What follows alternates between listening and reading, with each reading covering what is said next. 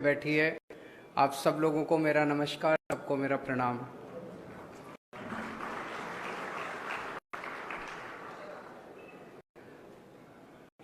दोस्तों, एक मेरी आपसे शुरू करने के पहले निवेदन है कि इन लोगों ने मीडिया को बहुत डरा के रखा हुआ है।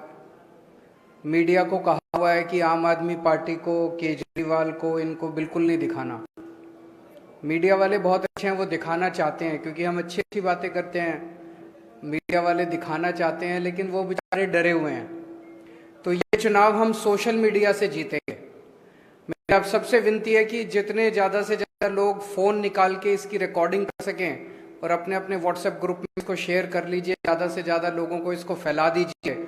मैं समझता हूं कि जब जनता खड़ी हो जाएगी तो अपने आप बात फैलेगी। अभी जब मैं कल फ्लाइट में आ रहा था, मेरे बगल में अहमदाबाद के एक व्यापारी बैठे हुए थे, स्टॉक ब्रोकर हैं। मुझे देख के आश्चर्यचकित हो गए। बोले, सर सीएम के बगल में बैठा हूं मैं, मेरे भाग्य खुल गए।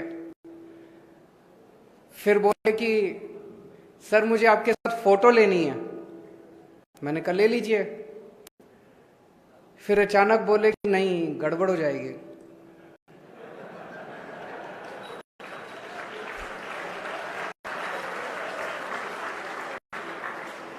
मैंने कहा क्या गड़बड़ हो जाएगी?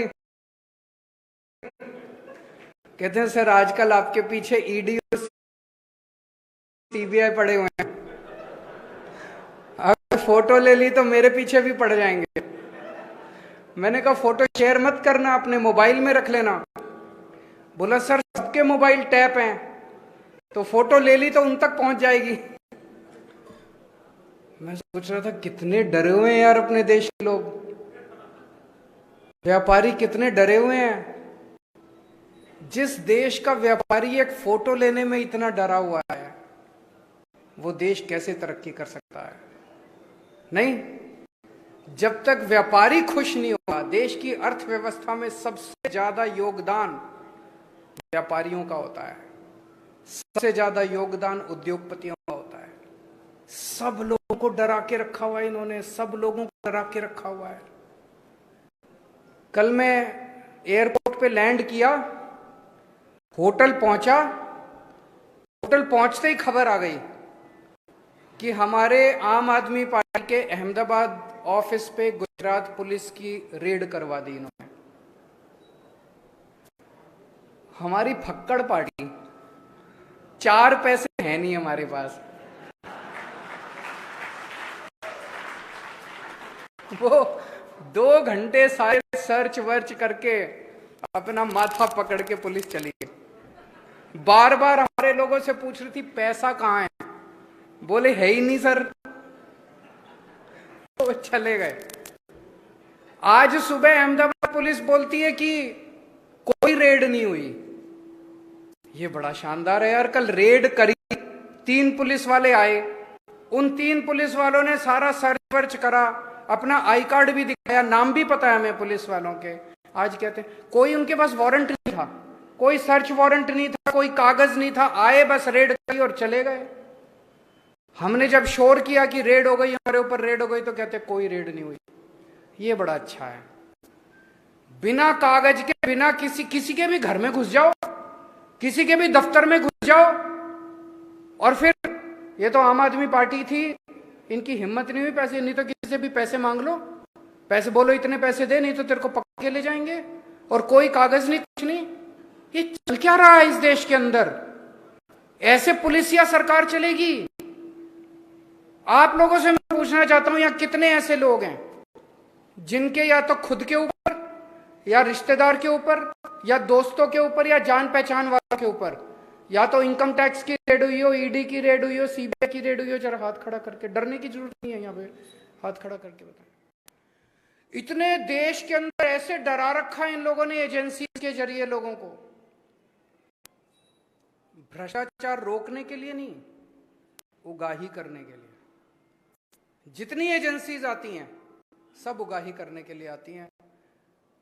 जब तक देश के व्यापारी के मन से डर नहीं निकाला जाएगा, जब तक व्यापारी खुल के व्यापार नहीं कर पाएगा, तब तक देश तरक्की नहीं कर सकता। सबसे पहली चीज ये, आम आदमी पार्टी की सरकार बनेगी, गुजरात के अंदर भयमुक्त वातावरण देना हमारा सबसे पहला काम होगा।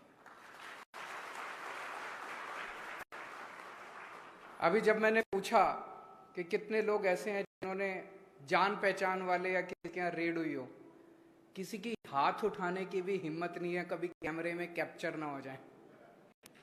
ऐसा हो ही नहीं सकता कि किसी जान पहचान वाले या किसी के यहाँ इनकम टैक्स की इसकी उसकी रेड ना हो। डर निकालना पड़ेगा, सबसे पहले जनता के मन से डर निकालना पड़ेगा। निडर होकर व्यापार करो, आप निडर होकर व्यापार करोगे, आपका व्यापार बढ़ेगा तो देश तरक्की करेगा। ये मैं दिल से कह रहा हूं। खुद भी एक व्यापारी परिवार से आता हूं, मैं बनिया परिवार से आता हूं, बनिया हूं। तो हमारे दादाजी की तरफ भी, मामा जी की तरफ भी, नाना नानी दादा दादी सारे व्यापार में थे। और मैं जानता हूं कि एक व्यापारी कितनी टेंशन के अंदर 24 घंटे व्यापार करता है। कभी लगता है ये एजेंसी आ जाएगी, कभी वो डिपार्टमेंट आ जाएगा, कभी वो आ जाएगा। सबसे ज्यादा जीएसटी से दुखी हैं लोग, हैं कि नहीं है? जीएसटी से बहुत दुखी हैं। अभी जैसे बताया इन्होंने, कई मैं सुन रहा था, जैनेन्द्र तन्ना जी ने बताया कंप्लायंस की दिक्कत है, रेट्स की भी दिक्कत है। इतना कठिन कर दिया इन लोगों ने, इतना कठिन कर दिया इन लोगों ने जीएसटी को। इतने चार्टर्ड अकाउंटेंट को भी पैसे देने पड़ते हैं, उसके बावजूद भी कहीं ना कोई गड़बड़ हो जाती है। इसको सिंप्लीफाई करने की जरूरत है। इसको सिंप्लीफाई करेंगे, हम भी करेंगे, गुजरात के स्तर पे भी करेंगे और केंद्र सरकार के स्तर पे भी आवाज उठाएंगे, ताकि,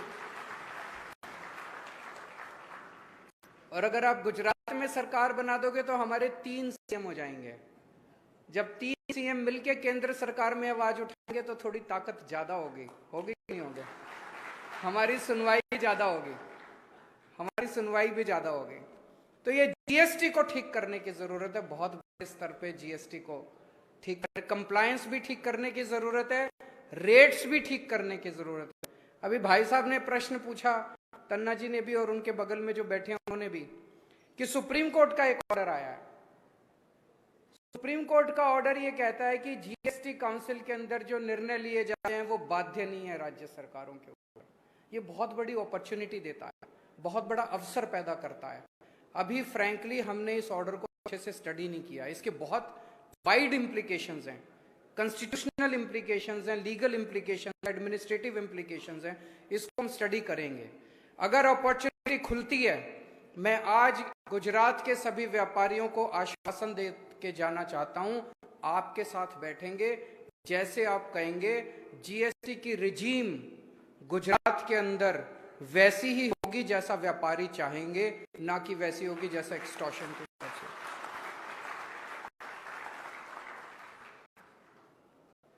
व्यापारियों की एक बहुत बड़ी समस्या होती है, नॉर्मली हर व्यापारियों का जो डायलॉग मैं करता हूं उसमें निकल के आती है, आज नहीं निकल के आई,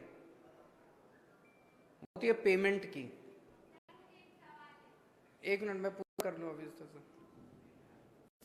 पेमेंट नहीं आती, माल बेचते हैं, पेमेंट नहीं आती, है कि नहीं है? किसी ने पैसा लिया वापस नहीं करता, बहुत बड़ी समस्या है। आधे से ज्यादा लोग इस पेमेंट की वजह से डूब जाते हैं, आधे से ज्यादा व्यापारी तो इस पेमेंट, मेरे पास इसका तुरंत कोई समाधान नहीं है। मैं भी व्यापारी परिवार से आता हूं, इसलिए मैं समझ सकता हूं कि पेमेंट की कितनी बड़ी समस्या है। आपके साथ बैठेंगे, इसमें मैं बहुत लोगों से चर्चा कर रहा हूं कि क्या किया जा सकता है। इस पे कोई कानून ऐसा बनना चाहिए ताकि लोगों की पेमेंट वापस आ सके। अगर एक आदमी को माल बेचने के बाद अपनी पेमेंट की पक्का हो जाए कि मेरी पेमेंट आ जाएगी, तो मैं बताता हूं आपको 50 से 60% व्यापार वैसे ही बढ़ जाएगा, लोगों का कॉन्फिडेंस बढ़ेगा सिस्टम के अंदर और व्यापार बढ़ जाएगा। इसके लिए हम मिल बैठ के कुछ समाधान निकाल के कोई कानून लेके आएंगे, और जो कानून यहां बनेगा उसको फिर दिल्ली में भी लागू करेंगे, उसको फिर पंजाब में भी लागू करेंगे और एक दिन पूरे देश में भी लागू करेंगे।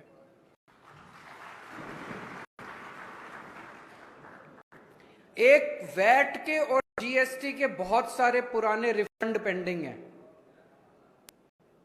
ये सरकारें जानबूझ के रखती हैं, जब सरकार का खर्चा नहीं चल रहा होता तो रिफंड रोक लेती हैं, और व्यापारी के पास बेचारे का कैश फ्लो रुक जाता है, और कैश फ्लो एक व्यापारी की जान होता है। तो हमारी सरकार बनेगी 6 महीने के अंदर जितने आपके पुराने रिफंड है, सारे रिफंड आपको 6 महीने के अंदर वैट के भी और जीएसटी के भी। वैट के पुराने बहुत सारे मामले चल रहे हैं, वैट तो खत्म हुए कितने साल हो गए, लेकिन पुराने केस पे केस चल। तो एक आपके साथ बैठ के एक वैट एमनेस्टी स्कीम लेके आएंगे ताकि सारे पुराने केसेस को खत्म किया जा सके। जो लेना देना है सरकार का बनता है वो सारा आप दें, ताकि आप लोगों को केसेस से, झंझट से मुक्ति मिले। एक चीज जो केवल आम आदमी पार्टी कर सकती है वो है भ्रष्टाचार मुक्त प्रशासन। अभी सबकी आपकी बातों से निकल के आ रहा था, ममता जी ने भी बोला कि जी वो पैसे मांगते हैं, पुलिस वाले पैसे मांगते हैं, ये पैसे मांगते हैं, वो पैसे। ये मैं आपको गारंटी दे रहा हूं, एक भी पुलिस वाला और एक भी सरकारी कर्मचारी की हिम्मत नहीं होगी कि आपसे एक भी पैसा मांग सके। दिल्ली में हमने भ्रष्टाचार मुक्त शासन दिया है। मैं आपके साथ शेयर, पहली जब सरकार बनी हमारी 28 सीट आई थी दिल्ली में, 28 सीट में 49 दिन की सरकार थी। उन 49 दिन में हमने ऐसा काम किया कि अगली बार लोगों ने 67 सीट दे दी। कई काम किए, लेकिन एक काम जो किया, मैंने ऐलान कर दिया दिल्ली में कि अब अगर आपसे कोई पैसे मांगे आप मना मत करना, अपनी जेब में हाथ डालना और अपना फोन रिकॉर्डिंग पे लगा देना, ऑडियो रिकॉर्डिंग, और उस रिकॉर्डिंग की क्लिप मेरे को इस नंबर पे व्हाट्सएप कर देना। उस अफसर को मैं जेल में डाल दूंगा। 49 दिन में 32 लोगों को मैंने जेल डाली। आपको यकीन बता रहा हूं, किसी की रिश्वत कम नहीं हुई, 0 हो गई 49 दिन के अंदर रिश्वत। और 49 दिन के बाद जैसे ही हमारी सरकार गिरी, ये लोग सारे पैसे लेने पहुंच गए। बोले तो जो 49 दिन वाले हैं वो भी दो और अब नए पैसे भी दो। बोलो बुला अब अपने केजरीवाल को, हम देखते हैं तेरा केजरीवाल क्या करता है। तो ये हमको ही करना है भ्रष्टाचार। नीयत साफ है हमारी, शरीफ लोग हैं, पैसे नहीं खाते। ये कोशिश तो बहुत कर रहे हैं पूरे देश के अंदर फैलाने की। केजरीवाल ने शराब घोटाला कर दिया, मनीष सिसोदिया 144 करोड़ खा गया, उसके घर रेड करी, रेड में 10,000 रुपए भी नहीं मिले। अगर 144 करोड़ रुपए कोई खाता तो कुछ लाख, 2 लाख, 3 लाख करोड़, 2 करोड़ बिखरे हुए ही मिल जाते घर के अंदर। कुछ नहीं मिला। हमारे दफ्तर में रेड करी, वहां कुछ नहीं मिला। गुजरात में रेड करी, वहां कुछ नहीं मिला। मनीष के घर कुछ नहीं मिला, सत्येंद्र के घर कुछ। ऐसे ही फेंकते रहते हैं, कीचड़ फेंकते रहते हैं, पर जनता देख रही है। तो एक तो भ्रष्टाचार मुक्त शासन देंगे, रेड सारी बंद कर देंगे, जितनी रेड होती हैं, ये जीएसटी के रेड, फलानी रेड, ढिमकी रेड। दिल्ली में कोई रेड नहीं होती।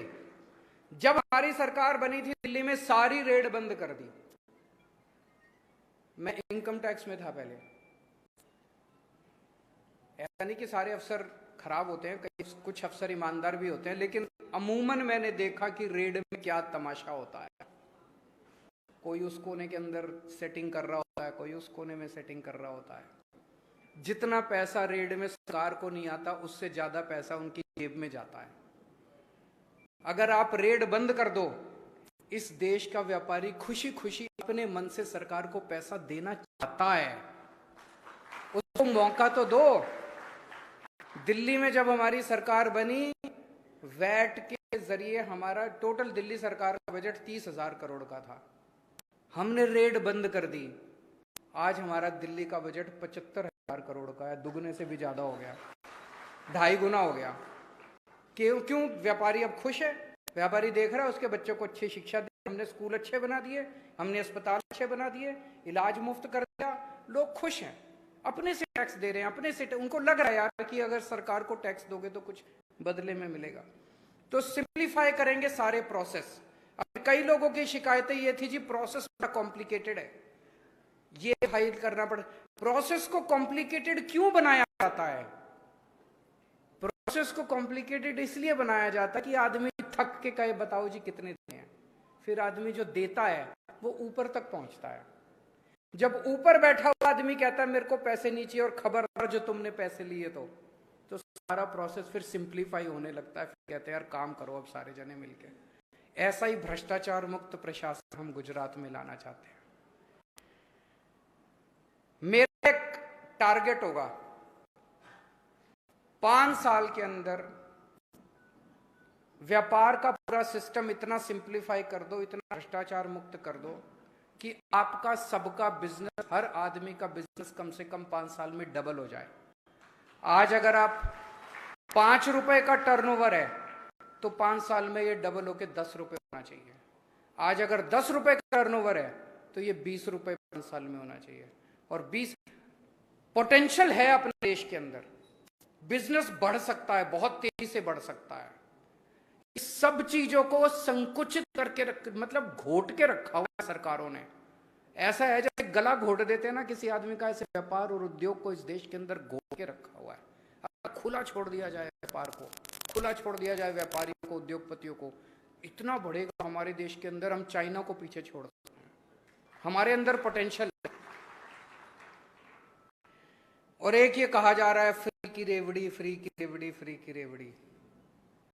मैं कन्विंस्ड हूं पूरी तरह से कि अपने देश के हर बच्चे को अच्छी शिक्षा मिलनी चाहिए और फ्री शिक्षा मिलनी चाहिए। आज अमेरिका अपने बच्चों को फ्री शिक्षा देता है, लंदन अपने बच्चों को फ्री शिक्षा देता है, जापान अपने बच्चों को फ्री शिक्षा देता है, बड़े बड़े देश अपने बच्चों को फ्री शिक्षा देते हैं। वो इसलिए फ्री शिक्षा नहीं देते कि वो अमीर हैं, वो अमीर इसलिए बने क्योंकि उन्होंने अपने बच्चों को फ्री शिक्षा देनी चालू करी। अगर हमें अमीर देश बनना है, अगर हमें डेवलप्ड कंट्री बनना है, तो पहले सबसे पहली चीज है अच्छी शिक्षा हर बच्चे के लिए इंतजाम करना पड़ेगा और फ्री शिक्षा का इंतजाम करना पड़ेगा। दिल्ली में हमने शानदार शिक्षा का इंतजाम कर दिया, गरीबों के लिए भी सरकारी स्कूल शानदार कर दिए। कितनी कहानियां मेरे को सुनने को मिलती है, फलाना फलाना प्लम्बर का बेटा, कारपेंटर का बेटा, रिक्शे वाले का बेटा IIT में इंजीनियर बन गया। सोच के देखो, जिसका बाप आज 10,000 रुपये महीना कमाता है, वो IIT का इंजीनियर जब निकलेगा 3 लाख रुपए महीने की उसकी सैलरी होगी। गरीबी दूर हो गई उसकी। ऐसे ही तो गरीबी दूर होगी, और कैसे होगी? सरकारी योजनाओं से गरीबी दूर नहीं होने वाली, गरीबी दूर होगी शिक्षा से। तो फ्री शिक्षा देना कैसे फ्री की रेवड़ी हो गई? सबके लिए हम अब फ्री इलाज का इंतजाम करना चाहते हैं। कम से कम दुनिया के अंदर ढेरों देश ऐसे हैं जिनके अंदर उन्होंने, इंग्लैंड के अंदर, लंदन के अंदर नेशनल हेल्थ सर्विसेज है उनकी। अगर गरीब से गरीब आदमी भी फ्री, वो वहां पे बीमार होता है, उनकी हेलीकॉप्टर एम्बुलेंस सर्विस है, वो उसको लेके जाती है फ्री में। हमें भी करना चाहिए अपने सारे लोगों का फ्री में इंतजाम, क्यों नहीं करना चाहिए? और हमने दिल्ली में करके दिखाया। 2 करोड़ जनता है दिल्ली की, हर आदमी के लिए पूरा इलाज मुफ्त कर दिया हमने, दवाइयां भी, टेस्ट भी, ऑपरेशन भी, सब कुछ मुफ्त कर दिया। मैं इसको फ्री की रेवड़ी नहीं मानता। मुझे लगता है राष्ट्र निर्माण के लिए शिक्षा और स्वास्थ्य एक ऐसी चीज है जो सबके लिए हमें फ्री का इंतजाम, फिर हम फ्री का इंतजाम कर देंगे। हम जबरदस्ती नहीं कर रहे किसी से। किसी ने अपने बच्चों को प्राइवेट स्कूल में पढ़ाना पढ़ा ले, किसी ने प्राइवेट अस्पताल में इलाज कराना करा ले, पैसे देकर करा ले, लेकिन अच्छा शिक्षा, अच्छा इलाज सबके लिए फ्री में अवेलेबल होगा। जिसने लेना है ले, जिसने नहीं लेना है ना ले। मैं समझ सकता हूं कि आज माहौल इतना ज्यादा खराब है कि बहुत लोग, जैसे मैंने बताया, मेरे बगल में जो बैठा था वो बोला जी फोटो ले ली, उनको पता चल गया। तो आप में से बहुत सारे व्यापारी हैं, और व्यापारी बेचारा हमेशा डरा रहता है, इस सरकार से भी, उस सरकार से भी, इस डिपार्टमेंट से भी, उस डिपार्टमेंट से भी। मैं आप में से किसी को नहीं कहूंगा कि खुल के आओ सामने। जो आ सकते हैं आओ, जो नहीं आ सकते मत आओ खुल के। लेकिन एक बार परिवर्तन तो कर दो यार, बदल तो दो इस बार। बदलाव तो 27 साल के बाद तो बहुत ज्यादा हो जाता, फिर तो अहंकार आ जाता, कोई सुनता ही नहीं है। तो एक बार बदलाव मांगता है, अंदर खाने काम करो। जो आए कान में बोल दो सबके, इस बार झाड़ो, इस बार झाड़ो, इस बार झाड़ो, इस बार, सबके कान में बोलते जाओ, वर्ड ऑफ माउथ। और व्यापारी जानता है, जो कस्टमर आए उसी को बोल दो झाड़ू, जो कस्टमर आए उसी को व्हाट्सएप पे बोल दो झाड़ू। खुल के मत आओ, लेकिन अंदर खाने झाड़ू झाड़ू झाड़ू झाड़ू। इनको सबसे ज्यादा गुमान है कि अहमदाबाद बीजेपी का गढ़ है। पहले कहते थे गुजरात गढ़ है, अब गुजरात तो कहना छोड़ दिया, इनको लग रहा है कि अब गुजरात तो जा रहा है, कहते हैं अहमदाबाद गढ़। कितनी सीट है अहमदाबाद में? 16 सीट है शहर में। अब आप लोगों की जिम्मेदारी है 16 में से एक भी सीट अब इनके जिम्मे नहीं जानी चाहिए। दिल्ली के लोगों ने 70 में से 62 सीट दी थी, पहले 67 सीट दी थी। पंजाब के लोगों ने 117 में से 92 सीट दी। आप 182 में से कितनी दोगे? रिकॉर्ड तोड़ना है आपको दिल्ली का और पंजाब का। भारत माता की।